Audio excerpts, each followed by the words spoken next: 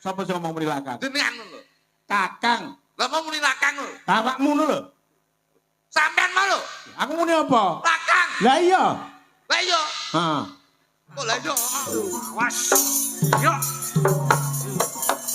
Ini pergiwo, ndak bopong pergiwo. Ayo pergiwo, malu toh bang. Ayo, ndak bopong. Hei.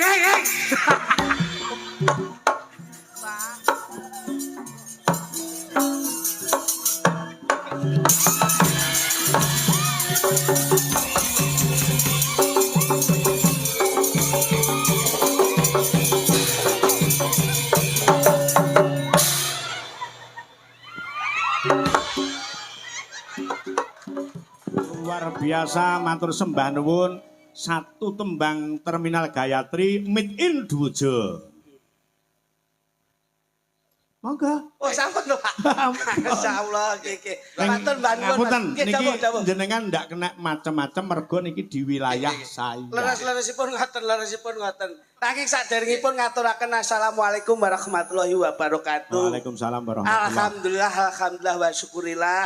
La quwata wa la quwata illa billah. Mas Minto. Nggih. Dalu niki saged nderekaken panjenengan sampun pinten-pinten putaran dalu niki pinanggih malih. Nggih. Sowan wonten dalipun Pak Darmaji, Bu Suliani. Nggih.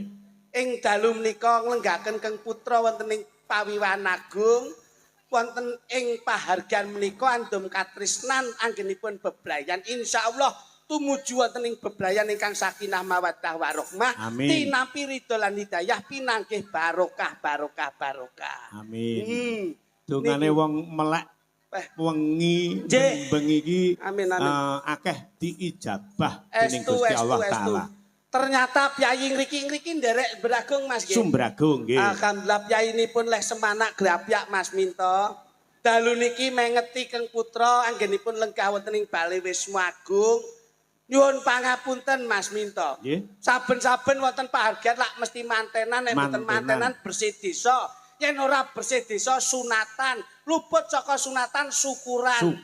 Kula nek syukuran sunatan bersih desa kula sik gelem urun donga, urun rerembug ingkang positif. Ning dalu niki kok kula ken urun rembug pangapunten saestu. Kula nek dalu niki anggenipun Mas Heru kalian Mbak Akvina, anggenipun bebrayan pangapunten kula mboten saged tutur-tutur. Sami, jenengan kalih kula profesinya sama, statusnya sama.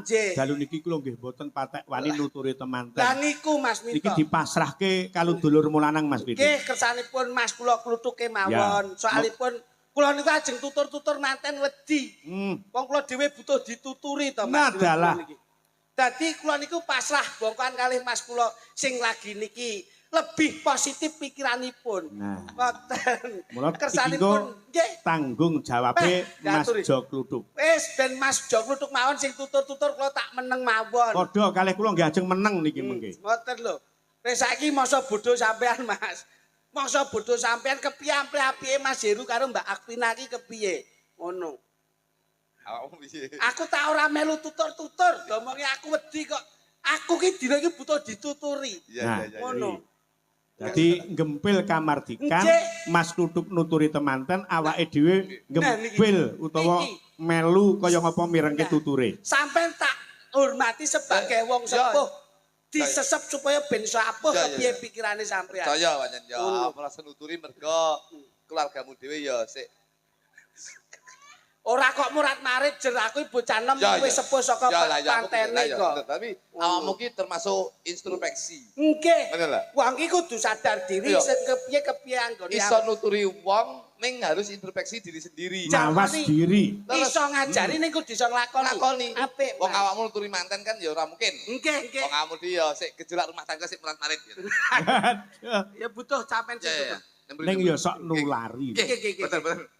Sing langsung nuturi nemburi. Loh, lah ngapa to Mas? Kok ngarep buri ya padha wae? Ya setidaknya itu harus jelas ngono lho. Yang di depan. Iya. Sing gak iso nuturi nemburi. Oke. Bener. Jadi penting. Masalah ini kula niku kalih Mas niku ngeten senenge. Saling menutupi dan melengkapi, Mas. Betul. Mboten kok congol cumongol mboten. Dadi kula nek ora iso tutur-tutur nggih Mas Ya. kula sing nuturi. Penting. Panjenengan pun pasrah nggih Mas. Mergo rumangsa ngrumangsani enek sing luwih pinter, enek sing luwih sukses, enek sing luwih ngerti. Saestu Pak, saestu. Mula nggih monggo Mas Jo ngluthuk. Lho, kuwi nyapa ning ngarepe? Lho, Iso nuturi manten apa ora? mboten saged. Ora iso kok ning ngarep iki. Lah kudune. Ning mburi. Lah yo ngono lho, wong yo aku ki ajiku. Nah, yo Keluarga. ngono. Ameng buri Alian ning gen. ngarep. Sik toh. Lah sampean kok yo melu mubeng buri ngopo? Keluargaku ya murat marit. Kowe iki yo sembrono kok iso. Pak Darmaji menika piyambakipun. Pak Darmaji menika. Niki lho Pak Darmaji. Ngono kalih Bu Sulan. Kalih Bu Ayo. Sulaini. Bu Sulaimi. Piyayine iki merantau, Mas. Nggih, Pak Wonten. Darmaji teng Malaysia, Mboten. Bu Sulaimi Nah, niku teng Taiwan. ngono. Jadi Jadi- mereka berdua itu beliau berdua berjuang. Ini yang bisa dinamakan bahwasanya mereka berdua, Pak Sulaimi kalih Bu Pak Darmaji. Pak Darmaji kalih Bu Sulaimi menika pahlawan Devisa Negara. Ngono. Pak Minto. Heeh. Jadi beliau berdua itu bisa dinamakan pahlawan Devisa Negara. Nun sewu, ini sudah terbukti bahwasanya kesuksesan beliau menika sing lanang nyambut gawe ning Malaysia, sing wedok nyambut gawe ning Taiwan, nyatane sak menika saged dados keluarga ingkang sukses wonten ing Rejo Agung menika. Alhamdulillah kok Rejo Agung mbahmu Di iki. sini iki Beragung. Beragung. Wah, lha iki ya rada Wah. slewang iki ya. Teng Beragung menika dadi dhuwit oleh ke Malaysia, dhuwit ke Taiwan, menika dikumpulne dadi siji ning Beragung, menika beliaunya keluarganya sampun sukses. Nyatane sudah terbukti beliau berdua menika sampun duwe usaha. Usaha napa, Mas? Pabrik paralon menika sak menika Paralon mbahmu kiper kok iso. Wong kuwi tempat pembuangan air kok iso pabrik paralon iki lho. Wah, kowe iki jan mripate kok ndi kok, Mas? dadi ngeten Pak Minto. Pak Minto. Manten berdua menika. Endi mantene iki lho? Kok manten berdua menika endi? Wong mantene di depan kuwi kok Di iso. mantene di mantene. Lah kuwi baguse kaya ngono putih kaya ngono kuwi jajali. Di Burisan kuwi lho. digital gudulmu. Ya ampun, iya, Mas iya. Heru iki lho. Wong mau wis jagongan ngono kok iso. Putih kuwi oleh lek sadurunge ndek bojo. Ning yen wis ndek bojo kudu ireng. Piye ta bocah iki Sik, kok iso? sik, sik. Ini harus diperjelas Loh, putih klarifikasi. oleh sadurunge dadi manten. Ning lek wis dadi manten kudu ireng Pak Minto. Lah kok ngono? Lho kene putih ki biasane sadurunge dadi manten kuwi ndelik perawatan ki penting. Tapi sakwise dadi manten kudu bekerja keras nyambut gawe untuk menghidupi keluarga. Paribasane ora roh udan, ora roh panas. Ora roh awan, ora roh bengi. Bengi kudu nyambut gawe. Paribasan adus keringet dilakoni. Adus keringet iki kudu dilakoni. Kudu ireng ya. Lho kene Bos. Bener. Loh. Biyen ibuke cah-cah ki penyawangku saurunge dadi manten ki putih. Putih. Bareng suwe-suwe kok ireng. Nah, ngoten lho. Pak Kene Minto. ku, kene ku. Malah kewalik. Eh? Biyen ibu Sri ki ireng. Heeh. Saiki putih. Sapa sing ngomong kuwi apa roh lek putih? Roh. Ireng. Mosok. Sesuk putenan lho. Kok bukan moto ki urusan apa kok iso mangsane. Dadi ngono Pak Minto. Heeh. Dadi manten ki nun sewu. Wong lek dadi manten wong lanang kuwi paribasane aja wedi awake reget. Aja wedi kesel. Aja wedi kesel, aja wedi elek, aja wedi awake reget. Ning misi dan visi kita nyambut gawe dienggo murakapi keluarga. Masya Allah. Berarti wandene kaya Kang Rama. Lho iya no. Pak Darmaji. Sampresane Pak Darmaji ge. Hmm. Pak Darmaji sampresane ge. Nika lho piyayine senden ning mburi. Lah yo kae lho beliaunya. Piyayine gede dhuwur. Gede dhuwur brengose kandel paribasan kaya wayang menika Gatot Kaca. Heeh. Pak Darmaji. Lho iya. Pindha Raden Anom Gatot Kaca. Gatot Ngambadir Gantara. Kagem caping Basunanda. Kudan rakudanan Panas ra kepanasan. sebabe Mergo ngiyup ning omah. Dadi kok ngiyup ning omah iki lho kok. nyambut gawe ning proyek. Gitu. Gitu, Pak Darmaji gitu. Pak Darmaji lho. Biyen Pak Darmaji ki putih. Pak Darmaji. Lho. Wah iya iya. Begitu Kayine tur ora sombong Ora lho. sombong. Biasane nek kagungan gawe iki mesti ning arep dhewe to. Malah ning mburi kok. Delik. Lho. Kuwi ndudone wong sing duwe jiwa adigang, adigung lan adiguna. Lho. Dadi ora Ora sombong. duduh-duduhne wong lek sukses kaya ngono kuwi. Masyaallah. Lho, Ning jero kaya ngono ya Lho, Mas ora. Grapyae. ora roh. Pripun? Mau aku teko ditokne kabeh. Masyaallah. Enek lek petang lodong. Lho, petang lodong. Petang lodong mek kripik tempe tok. Kuwi mo- Iki lho jane ngene iki lho. Ah, iki lho. Kowe iki kudune lak yo melu bangga wong yo apa-apa enek kok iso. Enek apa Kuwi sik ning ngarep. Sing ngalam Ngono. petang lodong. Nah, Heeh. Nek mburi ki nek 6 lodong Pak lah Tito. kuwi komplit neh. Kok komplit apa mek kerupuk iwak tok. Lah yo beda kok iso. Tapi hebat lho Pak Minto saiki. Hebate Loh, Pak Darmaji lho. Nggih. Pak Darmaji menika nyambut gawe ning Malaysia, ibuke nyambut gawe ning Taiwan. Iki mung apa? Monggo mulyakne anak. Mulane ada kata-kata wong tua mesti mulyakne anak, ning gurung mesti anak ki iso mulyakne wong tua. Wong tua siji iso Ngopeni anak 5. Ning gurung mesti anak 5 iso ngopeni wong tua siji. Lah kuwi lho, sing kudu digut. Loh, iki penting lho, kata-kata iki penting. Wong tua Wong tua iso siji mulyakne anak. Ning urung mesti iso mulyane wong tuwa. Sapa sing ngomong? Sing ngomong sapa? Kula. Kata-kata bijak lho, Mas. Lho. Anak ki iso mulyakne wong tuwa lho. Kok saged? Proses pembuatan anak kuwi wis mulyake wong tuwa lho. Proses. Ayo. Oh iya. Penak lan mboten penak niku gumantung atinipun, Nah, Pak. kuwi ning awake dhewe-dhewe. Tegese menika kula ngendikan matur ingkang kados mekaten menika. Ngendikan ya matur. Matur. Contohmu mbok wis ngomong ngono wae. Iki jelas lho. Rungokno. So jenenge anak jenenge apa? Mas Heru. Lu. Heru. Gedi kono kowe kok tonyo ndasmu bar kowe. Gede oleh tapi pengalaman dalam hidup berumah tangga ki oleh sampai aku. Lah Mas Heru ki jam terbange kok ngendi-ngendi kok. Jam terbangnya apane lho? Lah sampean Jam dinding aku 6 aku ning. jam terbang ki pengalaman ki lho. Sampeyan kudu iso mulyakne wong tuwa. Mula Pak Darmaji Bu Sulyani. Kuwi kudu mbok mulyakne. Putrane Pak Darmaji sapa? Nggih, Mas Heru. Mulyakne wong tuamu.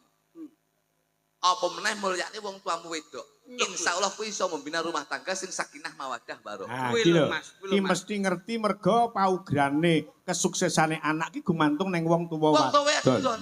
Kula yen kepengin sukses angger nyambut gawe lak mesti ridone wong tua, Pak. Iya. Nggih to? Iya. Mesti dilangkai. Mas Kluthuk niku angger budal nyambut gawe. Aku jemene kok dilangkai.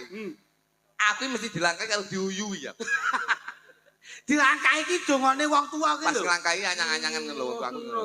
Lak lenggahe wonten mriki. Nyambut damel wonten Malaysia kalian Taiwan. Berarti ngene, Pak? Ki nek dijikuk saka Malaysia karo Taiwan. Kuwi tembunge iso mata. Mata. Dadi sing lanang nyambut kene ning Malaysia, sing wedok nyambut kene ning Taiwan. Taiwan. Itu lek kita bisa menyatukan kata-kata itu mata. Maki Malaysia, iki Taiwan. Jadi saya bisa menghimbau nuturi teman-teman lanang karo wedok, mata ki cinta itu dari pandangan pertama dari mata, akhirnya timbul di hati dan nanti akan membina rumah tangga sehidup semati. Masya Allah. Loh, iki wis pitutur lho Pak Minto. Iya. Dadi wong wedok karo wong lanang, bapak karo ibu iki nyambut kene ning Malaysia karo ning Taiwan, kuwi saka mata mlebu ning ati, akhirnya bisa membina rumah tangga sehidup semati. Dadi rumah tanggamu Ru, iki kudu sehidup semati. Lah, kontene metu siji, Metu bareng, maem siji, mangan bareng, dolan siji, dolan bareng, turu siji, turu bareng. adus siji. Dewe-dewe. Lho ora bareng. Kula adus bareng ya kongseng jenenge cilik, Pak Adul cilik mau cilik. Oh, iya. Dadi penting Pak Minto ngoten niku. Tane, Loh, ta itu apa? ta iki wis tegese tanggung jawab. Tanggung jawabe wong lanang apa, tanggung jawabe wong wedok apa. Wong lanang nyambut gawe, wong wedok mempersiapkan apa yang menjadi kebutuhannya wong lanang. Heru nyambut gawe. Nyambut gawe golek pangupaya jiwa dienggo nguripi keluargane, sing wedok ya tanggung jawab piye pamrih wong lanang ki seneng. Wong wedok Mbak Afina. Mbak sapa? Mbak Afina. Mbak Adwina, Nggih. bojomu ndi to, Lu? Lah kene ning sandinge kae to. Kok tuwek mana bojone, Bu? Mripatmu kae. Wi bae, puter bae wis gedeng ngene. Lah kowe yo teko aku. Lah kowe dadak ngeruh nyambut andinge kuwi. Lah wong sing sandinge make kok iso mbok budhe. Jadi mengingat seorang laki sebagai saka guruning Tuh. keluarga, Nggih. mula lek nyambut gawe duwe kaya kudu byuk ketubyuk Byuk, diwehne Pak. sing wedok. Nggih. Nah, iki. Contohe kaya kula Pak Minto. Heeh. Dadi kula niku nang sewu, bojomu ndi, Ru? Bojomu ndi? Bojone turu persiapan Salah. engko bengi iki arena dan juara ya kok iso. Arep dadi juara piye mburi jenang tok kaya. Oh no, yo. Ngene, Ru. Kel, Herul. Wong wedok ki kuncine siji ben bahagia. Piye, Mas? Kudu mbok blonjo apa sing dadi kepingane wong wedok kudu mbok tutne. Loh, dadi wong wedok pengen apa-apa Tutne, turuti. turuti. Ya nek kemampuan iki cukup gitu, Mas. Lah nek kaya Mas Minto bengi mayang ngene iki, buke nyuwun apa-apa iso ngudaneni. Lah nek terus kemampuane nyambut gawe beda pripun? Sesuai dengan kemampuan awake dhewe Pak Minto. Heeh. Wis wong wedok ki senenge apa turuti. Mbuh piye carane golek utangan los. nuruti wong wedok. Lho, nggih lho Pak Minto. Lek wong wedok kena nggih daringan patut untuk dituruti. Ngono lho Mas. Lho. Terus Lek wong wedok mung mburu senenge dhewe ora mikir keluargane piye coba. Gaya hidup lho, sing dituntut. lek ra gelem nurut wong wedok nuruti karepe dhewe. Pegat. Kowe aja angger pegat-pegat terus lho kowe. Lho, los iki. Kowe las-los bojomu ya mbok losne. Nyatane kowe dhewe ya mumet to ya an. Lho, Nyetir wong wedok kuwi angel. wong wedok iki keras kepala. Wah, apa es batu Lho, lho? Sing ngomong lek wong wedok keras kepala sapa? niki Sing keras kepala ki wong lanang. wong wedok Pak Minto. Wong lanang. Kok saged? Teko wong wedok-wedok lek wong lanang ate ndak keras kepala nesu apa ora jajal? Pak Minto kuwi kepalane siji. Pak Minto. Iki kepala liyane Pak Minto. Iki jane bukune kok ngendi to? Aku nganti gak cethuk aku. Hei, Pak Minto iki duduk kuwi. Ayo terus coba. Wong wedok ki di nun sewu, wis dikodratne keras kepala. Tapi mek kepalane tok, liyane empuk. Kowe aja pilih-pilih lho. Wis to. Kabeh ki ya ana sing keras ana sing empuk. Tegese keras kepala ki pemikirane sok kalau wong wedok ki nun sewu. Ki kodrate ya, Nggih. siji gampang emosi, loro cemburu ki tinggi, sing keloro apa sing didadi karepe kudu dituruti ki wong wedok. Tambah sitok. Tapi atine ki empuk, tegese gampang nangis. Lah kuwi. Tangane ya empuk, gampang nyambut gawe. Alhamdulillah. Lah, terus liyane ki ya Justru sing nangis ki malah sing atos. Pak Minto iki kok kono nyapa to Pak Minto. Sampeyan ndak ngerti apa sebabnya kok nangis ki mergo atos. Lah ya, Mergo nangis ki duwe gegayuhan di kekarepan. Kudu Ki lek dipinangan. ngerayu karo wong lanang terus kanggo cara nangis. Wong lanang ben nyoh sakmene, nyoh semene. Gitu, Pak. Pak Minto. Hah? Niki ilmu kula. Wis to. Iki lho, rungokno kodhok kaya ngene. Kodhok ya. Kodhok ki ramene kaya ngene. Iki aja mbok delok kodhoke, Didelok piye, Mas? didelok sasmitone. Tapi aja entuk ngorek lho. Lho nyapa? Nek ngorek kobong iku. Kobong dasmu iki. Ngono. Wong ki. Kene. Dadi nun sewu Pak Minto. Heeh. Dadi Heru karo Mbak Vina iki kudu nyenengke wong tuane. Aja duwe jiwa idealisme, tegese nyenengne keluargane awake dhewe, ning ya kudu duwe prinsip nyenengne wong tuane lan nyenengne mara tuane. Lah nyenengne iki karo materi. Lho ya ora no. Ru. Heru. Lho. 15 tahun aku rabi ki ora tau kok seneng karo wong wedok liyane. Masya Allah. Pinter imanmu kuat, takwamu ya gede. Lho, kok takwamu gede aku dipantau terus kok aku wis. Ya dipantau ora ki ndelok ngono lho. Kunci keluarga ben harmonis Pak Minto. Heeh. Lho, Delok sik iki situasine. kuncine sisi Ru. Heru. Sisi duluan.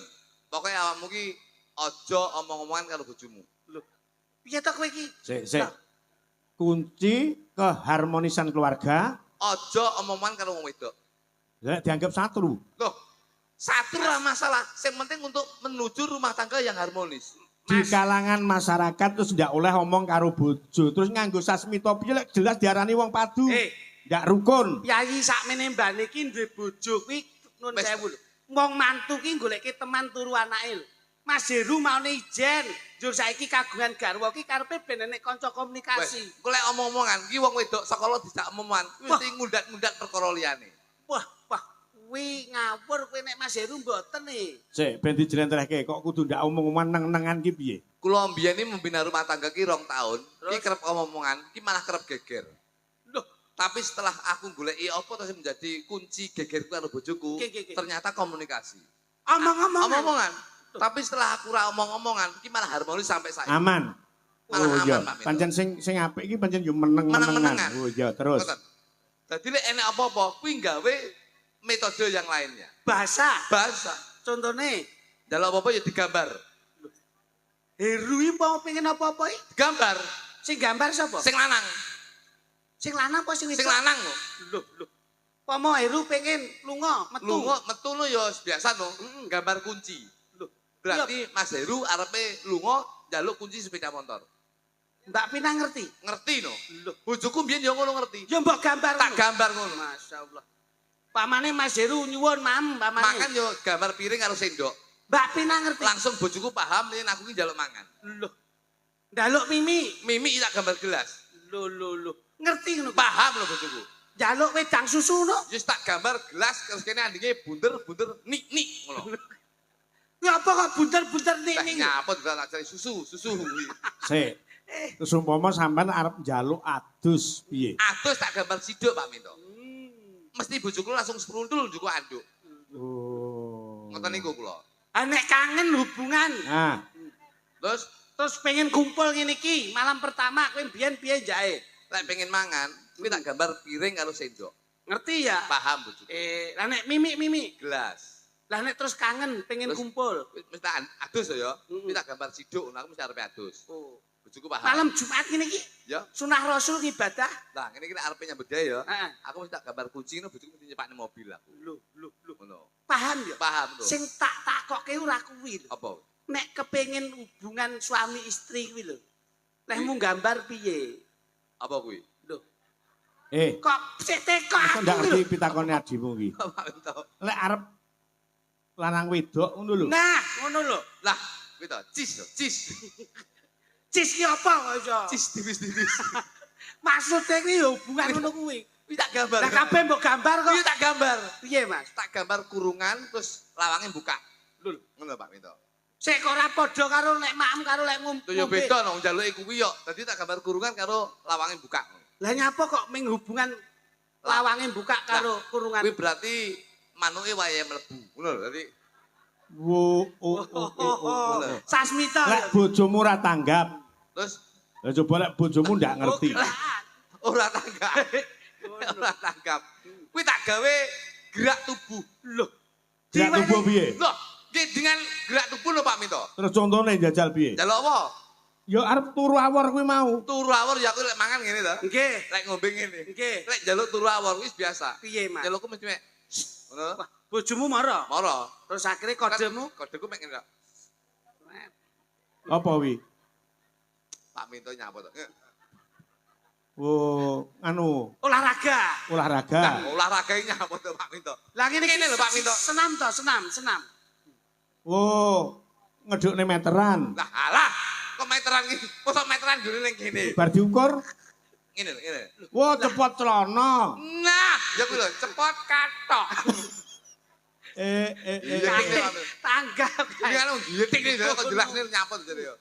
Wong jenenge nuturi iki ya nuturi sing apik. Iya, iya, mantu. Ora kok nuturi ning sasmitone sasmita sing lapas. Guyon. Wong Mas Heru iki piyaine meneng ngono kae lho. Meneng. Meneng Heru iki glendem gitu ya. Lho. Kok glendem piye to? Tegese glendem ki beliaunya Heru ki glendem untuk membina rumah tangga. Wong piyaine nyeneke meneng anteng. Wong ki lak enek pepatah mengatakan to Mas. Air beriak tanda tak dalam, air tenang menghanyutkan. Saiki ngene Mas Lidik nggih. Nggih. Untuk membuktikan bahwasannya untuk minta hubungan suami istri. Nggih. Ki ben jelas ki diperagakke karo presiden. Gelang ya. Jaluk niku to. Heeh. Oke. Mat. Coba. Sopo Sing marai sampean lho kowe iki. awakmu. Dadak ngomong ngono kuwi kudune praktek nek karo aku ora pas ngono. Bojoku sapa? Wis milih kono sak karepe kono. Golek sing nganggur e sakmene sik do mangan kabeh. Pilihna to Pak Mito. Kae lho rada nganggur wiraswara lho. Ndi? Wiraswara Padha lho. lanange gedeng aja lho iki ya. Lah sing nganggur kuwi tok e kok iso mangsane Glena. wiraswara. Glena. Ayo sing ndi? Iki do madang kabeh. Kene to. Jale Sing ndi? kancanono kae masmu kae. Iya, kowe lho. Lah kok Kowe tak goleke dangkelan pring iki lho, meneng kowe. Mangsane angel golek sinden ngene iki. Liya-liyane do mam kabeh iki ra gelem maem kok. Ora gelem mangan. Mau gedhe tirakate kuwi. Gedhe trakate napa iki mau wis mangan tek 3 piring kok sore mau. Iki ra sembrono. Pangapunten lho Mas. Heeh. Wong Pak Darmaji iki piyaine iki blobo lomo. Dadi iki lho Dlon. Yaine wis satene ditokke. Ngene, jare kingko para esuk. Iki engko nusul bakso. Lho. Sesuk-esuk piye kowe rumah? Pecel. Sesuk bengi sik enek-enek rawon. Lho, tanggapane nganti engko sutok. Lho tapi rawon khusus kingko. Ning ndi? Marung dhewe. Mangsane. Ayo coba diperagakke kaya ngapa? Jale. Iki duduk maneh bojomu, Tuk. Kae Niki, Pak. Heeh. Iki ketoke ngene mawadah tenan lho. Kowe ra sembrono. Ngono. Jale. Wedi. Kowe iki digolekke rada apik ora gelem jaluke sing ngene sedengan mbok paido kok iso. Ngopo sebabe tak goleke pipit sing gedhi. Lah, Pak. Sing ora mbayar kuwi malah senengane torok karo wong lanang. Nah, ya kuwi. Nah apa? Modelmu. Nyapa? Liyane Pak Minto juga. Disyukuri tok. Kowe iki ora ngerti urusane wong wedok. Wong wedok ngene iki gemati lho, Mas. Mati apa mbok golekne wong wedok sing leng ning kentongan iki priyo. Delok ibu-ibu sing lemu-lemu senenge wong lemu ki ndudoke pikirane ayem, atine tentrem. Sing lanang mesti kuru mergo ngenes. Ya ora. Wis lemu. Masa Heeh. lemu ki ora perkara bahagia ki ketoke penyakit kae. Aja to. Ayo dipragake njajal. Tarinen jajal. Tarinen. Umpama awakmu anu Mas Heru pamane. Iki sapa? Iki Akwina. Oh, bojomu ngene Heru. Umpama Mas, ya ampun. Umpama kowe iki Tak pepet. Masa Afina Bisa modele romantis apa ora? kowe kok nek kira gelem apa tak golekne buis tukang adang. Nah. Sik ngene Mas, apik-apikan Iya, Pak. le merayu seorang wanita antara Jo Kluthuk Mas Jo Klithik iki apik endi? Sampeyan tak gandengke karo Mbak Punjung coba. Kula sik digolekke Ya iya, coba. Peh barokah melu wayang ben bengi digandengne terus lho. Ning ra entuk go mulih to Pak ya? Entuk. Ora entuk. itu lek pengen geger neh kowe. Ngene. Mosok sik kurang ya kowe iki. Kok ya Mas iki ngene ono lho. Lah, Cakeme. Iki. Ora Mas yak-yakan. iki lho. Nyambut gawe kok go mulih. Pak Minto, heeh. klinik karo gitu. Ya. Nggih. Aduh, lah oleh kode ijo. Cilik tapi lincah. Lho iya no. Oleh kok kode bangkak ya. Kowe ra sembrono Mas. Iki sebelah ki Mek kungkong. iki malah aku iki rada rugi kok. Kayak sebelah ke tanduran jagung ning ora bertongkol dua. Nggonmu bertongkol dua lho. Iki malah tongkole ndak umum iki ya. Ngono. Rajono no. Lah, kok ya Ora nduk. yak-yakan ngono. Lah oleh iki ya.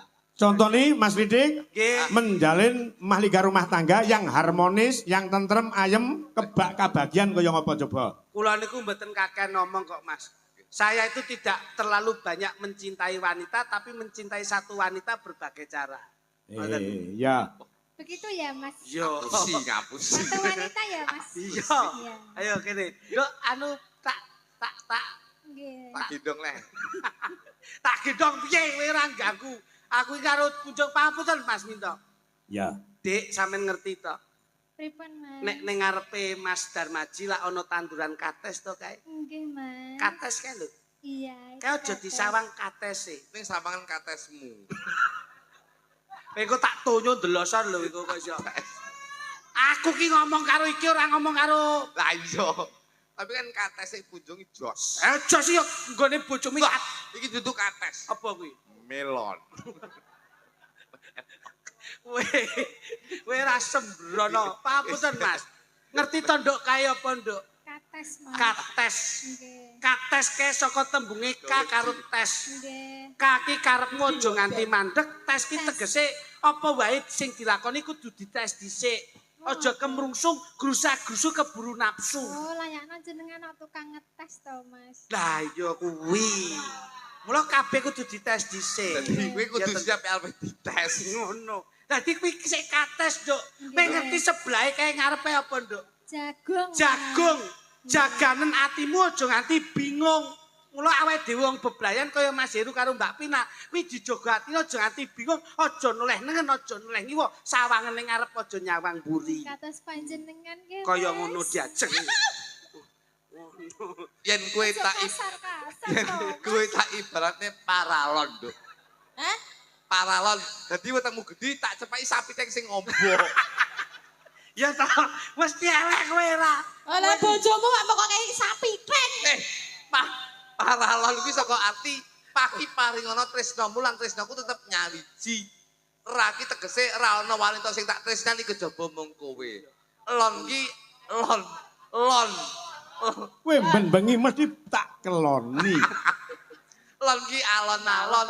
Dadi aja kemrungsung tetep alon-alon membina rumah tangga ya, Nduk ya. Oh, ngono ya, Mas. Ya, wah gawedi Demen nih. aku. Mas, Demen palaku ngono iki. Palaku. Demen palaku. Lah mau lho, tak rayu malah demen aku. Kowe iki jane wong wedok apa manol iki kok buak. Lah aku demen kok. Ya demen tapi aja nginang-ngene kaya. Lah wong sing wedok agresif karo ora. bojone kan. Bojo ya Kita Mas Minto. Jarene kan Heeh. agresif. bojo ya bojo tapi gerakmu ki aja kaya ngono iki kaya bar ngombe jamu galen ngosek kowe iki. Piye ngene? Nah ngono lho. Mingkup. Alah kon tetep kempit nyapa to jane to. Nyapa? Lah piye? Nah biasa ngono lho. Kuwi ra iso mingkup wong pupune gegeden kok iso. Mbok kon mingkup. Ya Dik ya. Niki lho Mas Minto. Bocah niku sing klasik niku nggih ngeten niki. Klasik niki. Klasik kaya motor. Loh, kepiye to sam uang ki luwih becik. Klasik bojomu lek bojoku ki herek. Kok erek kepiye to? Kenalpotnya kudu blok. Bojoku alus badhe dahar napa Mas Jo Klitik. Menika sampun cemawis badhe ngersakaken sirah monggo. Alus bojoku. Penake bojo ngeten iki lho Pak Minto. Sing rada kasar. Napa? Kowe golek alus lek pas mangan. Kon nyontoni iki kasare bojone coba. Loh, bojoku lho kasar. Kowe lek mbok golek bojo alus nun sewu. Kowe lek pas ning Surabaya ning kota besar nyabrang malah bahaya. Penak bojo sing kasar ngene iki. Piye? Loh, ayo Mas kalau dalane sepi, kiwa tengen sepi. Ayo kita nyabrang, ayo nyabrang. Penak, bojo halus, ayo bahaya. Piye? Kaya ngopo? Tengen lho, enek pickup. Aduh, lho mlaku klunu urung teko nggon tabrak pickup bongko kowe. Ya ta, nek ra seneng karo dulur ngeten iki. Iya, Pak. Lho nek sok lairne nyawa. alus bojoku timbang bojomu. Kaya apa? Lah iki iso nek umpama nuntun putune, ayo nduk istighfar, nduk nyebut asmaning Gusti. Kuwi lho, sirahe jabang bayi wis ketok tungul-tungul, nampil napas, ngunjal ambekan. Kuwi lho nduk alus metu punang jabang bayi gangsar. Kasar. Ayo lah nek bojomu kasar piye? Ndang mekokok, ngono piye kowe? Aku lho wis molo-molo kuwi lho. Ayo Mas lu. Golek pas kuwi Pak Minto. Jajal pas tanggomu kobongan. Piye? Lho, lha lek penak bojoku. Kalau omahe Pak Minto kobongan, ayo kita golek banyu. Nang disiram grujuk-grujuk yang mampet. Kena bojomu lho. Piye, Mas? Lho. Apa kayak kedul. Ora enak ya. Urung teko nggon main tak. Wis ra gagas. Mas pelokmu, Mas. Pelok, Mas. Sekarang gitu ya. Mas, Dalem. ketika kamu memegang tanganku, apakah ada yang marah, Mas? Yen nesuwi sarana kanggo nduduhke rasa tresna. Mekaten. Ya, apa wae sing tak lakoni ora ana siku dendaning Jawata. Kabeh wis ditata. Sekarang sudah tidak marah-marah ya, Mas? Ora ana. Mergo wis kena lantai kelapson. Wah. Ya ora kok iso. Coba. Kekarane wong akrami Romantis.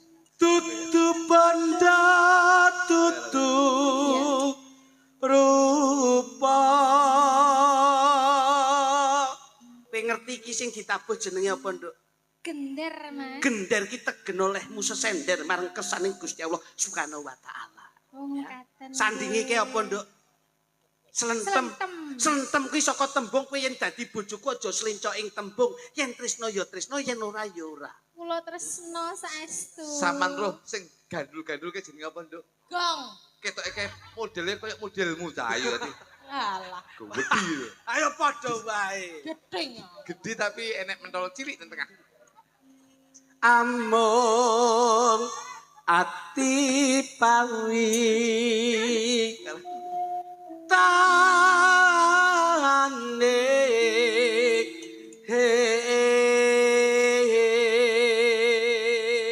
Wah, romantis. Kayak iso apa ora kasing sisih lor kae. Sakit Pak Minto. Aku rayunan, Mas. Sayang. Iya, sayang.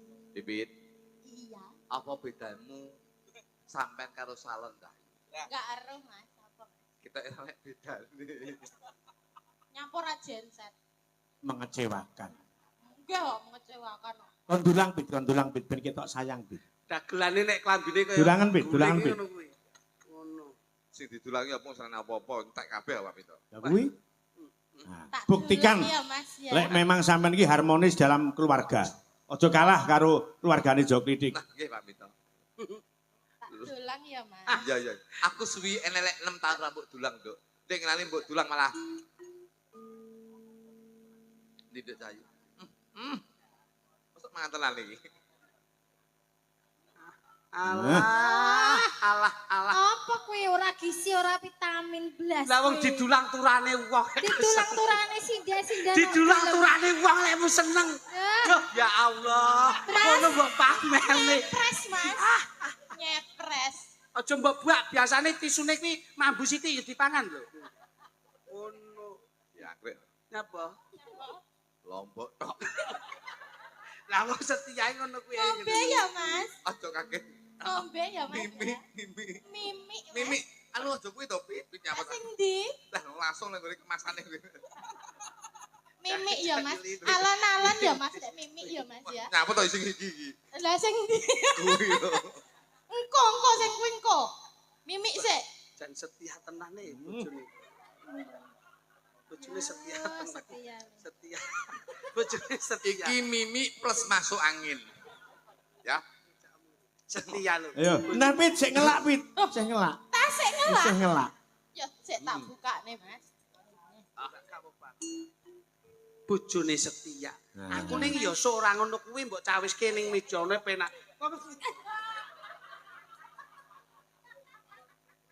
Sekali-sekali rap karo dek pun kakak. Aku gak mangan ning raiku pedes. Jakre. Iki jane banyolan opo nek. Iki dulang yo Lombok tok. Lah wong iki ngajak raiku ben kowe jangan. Kowe yo ngono mbok dulang mie paling pedes. Mbok Gak kowe ngerti banyu. lah nek lomboke lho, Mas. Ora ngerti apa? Mus diomongi Lombok tok Pit, Lombok tok ini ngono. Ayo ditutuke Mas Dudung. Suamiku. Luput. Sik. Suamiku sedang anu lho. Matengane komoto barang is. Mas kok mesakne. Kowe bar mangan pedes ya iso mbok semprotin ning kancane lho. Oh, alah. Wis ora melu mangan mine. Mine bojomu enak ra? Loh, Mine bojomu enak. karek telu. Rantak apa piye? Mas. Kok eruh? Ora kok rontok ning dingengei. Luput pisan kena pisan. Suarane jan arum serak-serak klomoh. Yen gampang luwe gampang. Nah, untuk mepet dirangkul. Ndak cakep ngene. Jan kaya Mas Dudung, Dalem Pak Minto. arep ngawinke kebon yang endi? Niki bisa dikawinke kula suntik. Mas aku gendong, Mas. Gendong. Lah nek perkara kuwi aku engko sik. Nek kowe gandeng Oh. tak turuti rene. Oh. Kowe pengen gendong tak Gendong. gendong sisih ngarep apa mburi, kiwa apa tengen? Sisi ngarep madem mburi. Ngarep madem mburi. Marep. Madem mburi. Lho, lah kuwi lak ya terjadi 2-2-0 karo 1-1-0 lho kuwi. Apa Ayo konslet no. Sampan yo ngono. Iya. Bahaya. Nyapa? Kak kene dipoto malah kaya ketek mangan kates. Kayak sampean ngono apa piye? Lah itu apa keteke kowe kates. Lah nek aku lho luput pisan kena pisan diajeng pergiwa manut marang pun kakang diajeng pergiwa. Nggih, Kang Mas. Yen menawa katresnanku mung kowe ra ana liya diajeng pergiwa. Aku nyuwun pangku. Apa kowe njaluk tak pangku? Kaya ngene, bukti katresnanku pergiwa. Ayo pergiwa. Sugriwa. Pergiwa. Pergiwa lek cilik gedhi Sugriwa. Kowe kethek, Mas. Oh, alah. Ayo jajali. Pergiwa. Kaya aku kok kene lho. Wah, iki jan Iki Sugriwa iki. luput pisan kena pisan yen gampang luwe gampang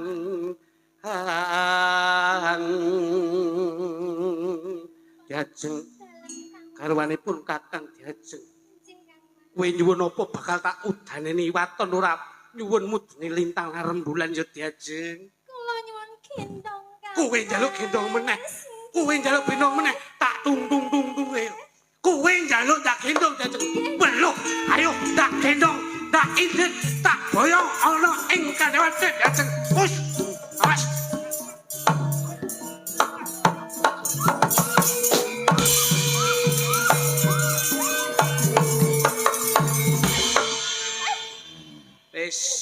Ramelek Pit. Ngono. Ayam. Sampak langsung dijak Jane ngono. melek tapi musuhe ketak niki napa saged. Pergiwo. Hei, suaranya gede Pergiwo. Garwanipun Kakang Pergiwo. Pergiwo. Garwanipun Kakang Pergiwo. Kowe nyuwun apa Pergiwo ning aja nyuwun lintang mudhun lintang lan rembulan. Pergiwo garwanipun Lakang Pergiwo. Kakang. Kakang kok lakang. Aku muni apa? Lakang. Sapa sing ngomong muni Lakang? Jenengan lho. Kakang. Lah mau muni lakang lho. Awakmu ngono lho. Sampean mau lho. Aku muni apa? Lakang. Lah iya.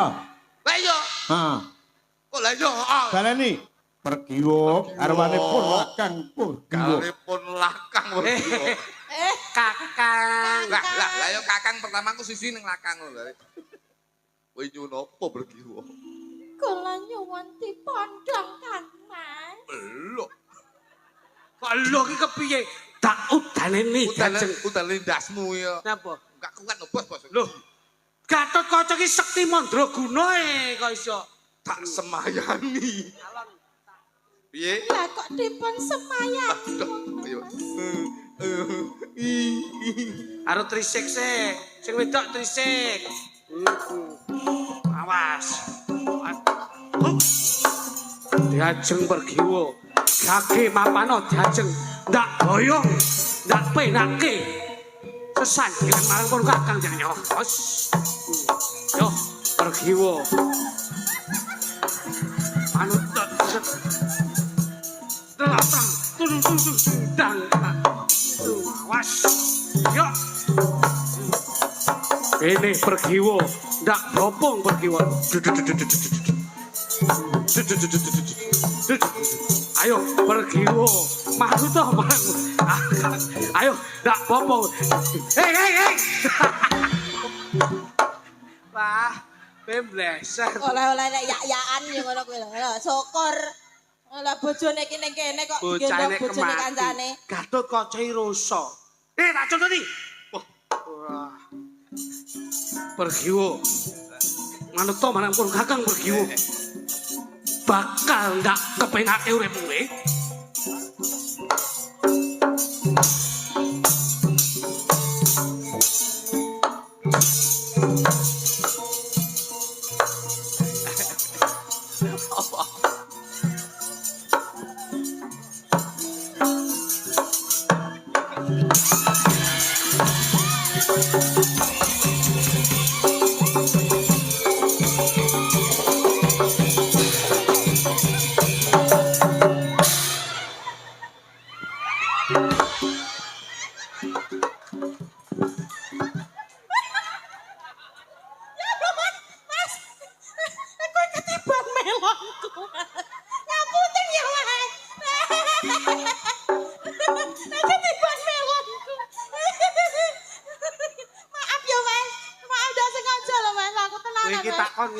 Piye? Lagi iki lho. Ngapa? Kok dimi lagi. Takone lagi. Malah mbok junjung ra karo-karo. Begitu cebol langsung. Oke mapan ayo anak. Ya jenenge wong entuk-entuk iya ngono. Entuk mosok karo kocok nek setanting lagi iki. Oh kudune mbopange ya ora ngono kuwi kok iso. Ayo terusno diajeng. Aku tak menggeh-menggeh. Wah, sapi tangi sak gedine. Wah, kowe kiwa to? Oh. Aku tengen pas padha tengahe. Pupune kok guling. Kuwi cara kapuk nu super. Ah, saiki nembang bareng, Mas. Lah niki dereng barok niki. Urung bar. Dereng sing ben dirampunge mungkin bablaske. Barok barak Jenengan iki dereng. lintang samara. Yen angel. Mau. Maaf loh Mas. Maaf apa? Maafkan aku. Mamam. Aku iki Garut Kaca. Terus Halo padimu penak ayo anak. penak gundulmu iki. Mosok Garut Kaca mek kiwa tok. Yo. Kurang wis kurang. Pit. Kurang. Sing tengen wehno pisan. Hei, sing tengene sik segelan. Kuwi tulisane SNI. Angel kan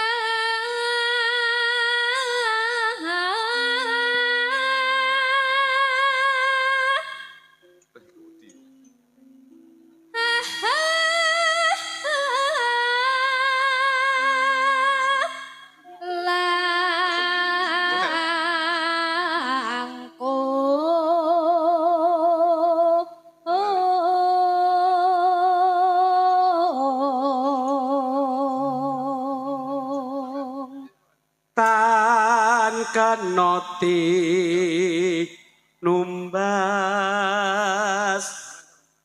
harata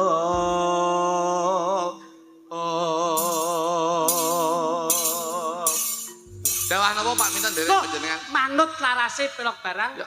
dadekke lintang asmara. Mas Ridik, Dawuh. tembang menika katur penggemar berat Sekar Gadung, Saya setuju. baik yang langsung ataupun yang dari jarak jauh. Betul. Menika wonten Bapak Samidi kang wonten Kawedusan Ploso Klaten Kru 35. Pak Sawiji nggih biasane Nggih. rawuh nggih. Kalian Bapak Suryono Pati Jawa Tengah. Siap. Ugi Mas Juwadi Timbul ingkang wonten Rembang. Bapak Sumeh ingkang wonten Ngepoh Tanggung Gunung. Nggih. Mas Isam Wagir Ponorogo. Ugi Mbah Lengger mboten nate ketinggalan. Jelas. Mas Suratno Solo, Mas Suratno Noglok niki nggih bendalu mirsani. Saestu nggih. Dan juga diinformasikan Mas Minto, masyarakat Tulungagung jangan sampai ketinggalan. Ya, Tanggal 20 November nanti akan digelar wayang kulit spektakuler wonten Pendopo Agung Tulungagung dengan 3 dalang ternama dari Tulungagung. 1 menika Mas Minto Darsono, kedua Mas Eko Prisdianto, yang ketiga Mas Sun Gondrong saking Miri nggih. Gambar. Langsung 3 layar. 3 layar, Nggih. 3 Dengan dalang. bintang tamu Wonten Mas Klitik Luduk, wonten Mas Percil, CS, Nggih. wonten kalian benjing Niken dalu Mas. Salindri, Nggih. Niken Salindri. Wah, Niken Niken Salindri. Nggih, Tanggal 20 20 November di Pendopo Agung Tulungagung. Nggih, kolaborasi. Siap. Kalian benjing dalu tanggal 7 Ya. menika hari wayang Dunia. sedunia. Nggih. Ada anak-anak Paku Datu Paguyuban Dalang Dalang Anom Muda, Tulungagung Tulungagung, nggih. pentas di lapangan Tenggur depan Balai Desa. Nggih. Mereka ada dalang 20 dan pesinden 10. Adapun bintang tamu Mas Dujo, Mas Jo Klidik. Nah, Nggih, iki awet saking kula panjenengan peduli dengan hari wayang sedunia, Ya, ya. benjing derek berpartisipasi Nggih. nyengkuyung datang dalang Anom Tulungagung. Nggih, nggih. Pancen berpartisipasi. Berpartisipasi nggih. Saiki awake dhewe niku kadang sok kesel, Mas. Nggih. Ngomong niku kadang iso bleset. Iya. Tasih wonten Mas Didik, Sinten? menika saking Pak Cak Parnopati, Mas Wonten. Alex Sumberagung, Pak Cik. Muidi, Pagu Pare Kediri, Bunda Depok ugi Bu Pakis Rejo. Nggih, nggih. Weh, Weh. rawuh niki. Bulurah. Pakai sejak bulurah. Rawuh. Rawuh nggih. Iki Mas Ferry saking Kediri, Dudomu Wonogiri, Bapak Kajati ingkang wonten Pakis Rejo. Pakai sejo niku leh seneng wayang kulit Wah, lakon hebat. soal ngantek senenge karo wayang. Pasuruan melu. Ning kono Mojokerto ya teko, Surabaya niki ya teko. Surabaya ya teko. Saking tresnani Bulurah Pakasirjo Nggih, iki nggih. karo wayang lho. Nggih. Ngantek Rabi Dalang. Ora rabi dalan Iya. kok sapa meneh. Lan anu Pak Minto niki salam kula kanggo dulur kula sing Norwegia tapi cinta terhadap budaya. Nggih. Iki ana Mr. Rune karo ya Jaladin. Dasmu. Mister Yarle. Ya Lalwaton. Boten. Yarle karo Rune karo Miss Jamie. Niku wong ing mriko. Norwegia tapi seneng ningali jenengan Pak Minto.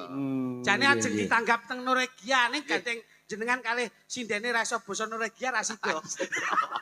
Nggih. Kali tanggal 8 jeng ben Nggih. wonten tetep hari jadi Kabupaten Tulungagung Nggih. pentas di Bandung pasar. Bandung. Bintangipun? Kula kalih Mas. Wah nggih. Masa pegawai dhewe. Ora ngaos ora. Aduh.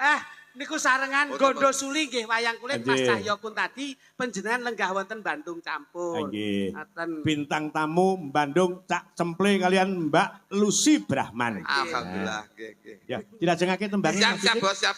Kula nyuwun gungan panjenengan. Loh. Lagu sing meriah tur pesindene mensupport sebagai Oke, penari oke. latar. Siap. Coba. Anu Pak, ngeten niki lak kula kado untuk Pak Darmaji. Ya. Sinden panjenengan ingkang nembang, Mas Jo ingkang nyepeng drum, lajeng saya pinjam wonten gitar. Oke. Nah, presidenipun Ya, ingkang presidennya- nembang loro apa telu? 5. Oh, 5. Nggih no. Ya, Oh, coba kayak apa? Ki kolaborasi Kolaborasi. antaripun Sekar Gadung kalian Dujo. Jadi Kayak apa? semuanya tampil Pak. Ya. Kula tampil, sinden tampil, musisi tampil, semua sinergi. Ya. Hmm. Tur mayang ning mae dhewe arep crita apa Lah, nguyai lah, segara. Sing oke. penting seneng-seneng. Nggih, saestu Pak. Ya. Iki mungkin nganti jam tengah loro. Ngoten. Anu Mas Luduk siap-siap Oke, standby oke. dulu. Ini aku tak ngambil kanca-kanca. Yo, pesidane papat ngadeg tembangnya apa, Mas? Tembangipun damel selendang biru, Pak. Wah, selendang. biru. Selendang biru. Nah itu. Tak kaget aku, tak pikir kok kedap tresma aku nyawang selendang biru. Tak pikir lek kuwi. Ya dok, ngadeg kok. Kene-kene, Pak. Presiden papat. Sing pundi iki?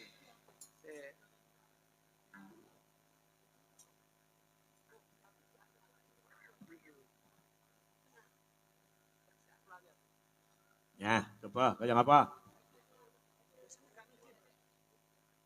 Pangapunten niki lak nggone dhewe tadi ya wis digawe Ah, penak. Weh, digawe sing santai. energi lho, Dok, energi lho. Iki masalahe sing ngiringi ya Mas Litik, Mas Lutung kok dikira ora Dikira mendukung. sabotase. Nah, ngono. Mm-mm. Coba Dek. Kotmu Mas, karo Benoto Mas, kotmu Mas. Ayo. Dek nih ya. Ki coba. katur Mas Joko Wibowo ingkang nusul wonten lokasi, Mas. Siap.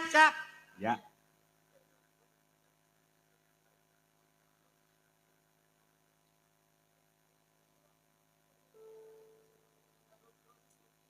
Yalah, wis sing nang ngendi-ngendi iki pokoke bek kene iki. Iki pun aman iki, jos.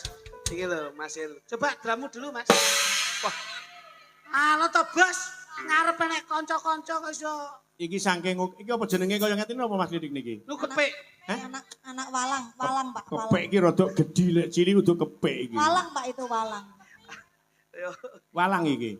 Walang. Iki tondo, iki lek 2026 iki larise kaya ngene iki. Nggo. Amin. Damai. Maksudnya laris ki ning kono kepek tok. Terima kasih luar biasa Sekar Gadung kolaborasi dengan Duwojo. Yuk, kaya apa? Tembang ingkang pundutan dereng diaturke Mas menika saking kadang penggemar Sekar Gadung kalenggah wonten ing Sumberagung. Mliginipun warga masyarakat Sumberagung kang mengkugati Bapak Amin. Darmaji. Ya.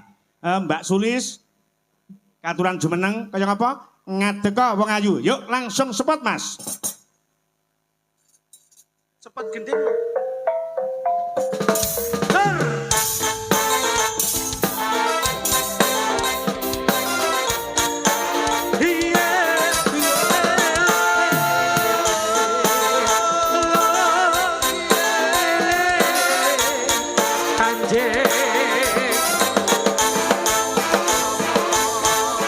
Iya. Niki ana pundutan tembang lawas Anoman Obong dipun suwun kanthi mawa jangkep sak bawanipun. Nah, Siap. kaya ngapa? Kula piyambakan iki, Pak. Tak Kancane kancani. sapa siji? Ini kancane. Mang sapa Mbak Sulis sing diaturi jumeneng? Mbak Punjung. Ya. Pak cocok kalau. Mas Klidik, Mas Duduk. Yun nggih Mas Niki Nito. mangke wonten tembang setunggal nandur ngunduh saderengipun menawi keparang badhe pamit ingkang mangkugati Nggih. wekdal kula aturaken. Sembah nuwun.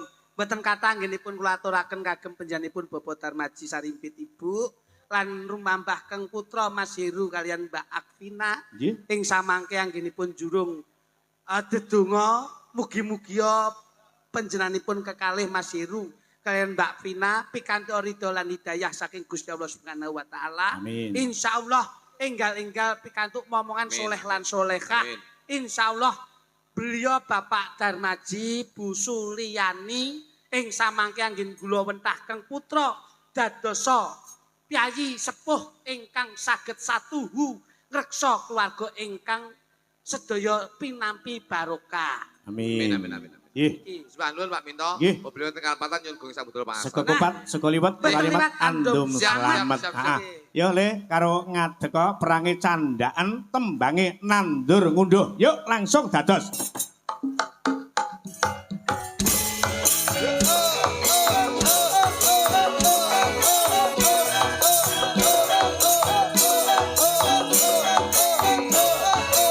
Ya le.